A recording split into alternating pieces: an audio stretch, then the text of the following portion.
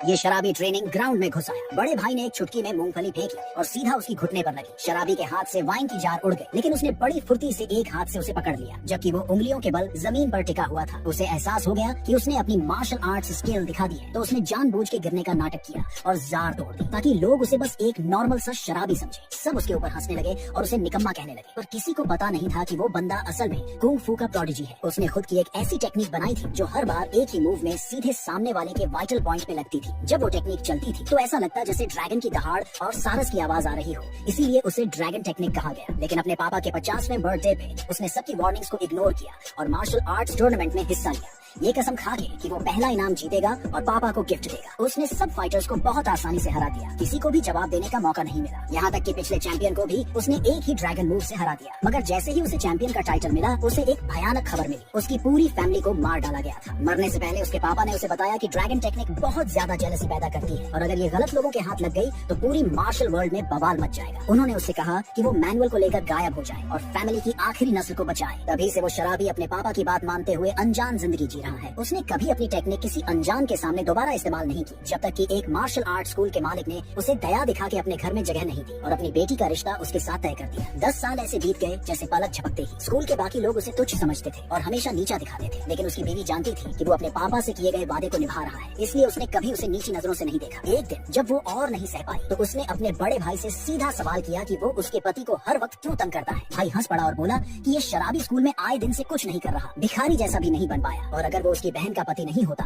तो कब का उसे बाहर निकाल दिया गया होता। लेकिन उसकी बात पूरी होने से पहले ही स्कूल के मेन गेट पर जोरदार धमाका हुआ। वो दुश्मन आ गया था जो सालों से इस स्कूल को चुपचाप दबाव में रखे हुए था। सब कुछ इसलिए क्योंकि लड़की ने कभी उससे शादी करने से मना कर दिया था और उस शराबी को चुन लिया था। अब वो आया था सब कुछ छीनने जो भी उस फैमिली के पास था। ये सुनकर बड़ा भाई गुस्से में फट पड़ा और तुरंत चैलेंज एक्सेप्ट कर लिया। दुश्मन ने फिर 3 अगरबत्तियां निकाली और जमीन में गाड़ दी। बड़े घमंड से बोला कि जब तक ये पूरी जलेंगी तब तक वो स्कूल के हर एक मेंबर को हरा देगा। प्रिंसिपल्स को ये इंसल्ट लगा और सबसे पहले ब्लैक कपड़ों में एक शिष्य आगे आया। बिना कुछ बोले उसने सामने वाले पर अटैक कर दिया। वहाँ मौजूद सब लोग उसकी हिम्मत देखकर एक्साइटेड हो गए और सोचने लगे कि अब बदला मिलेगा। लेकिन कोने में खड़ा वो शराबी धीरे धीरे सिर हिलाकर ना में इशारा कर रहा था।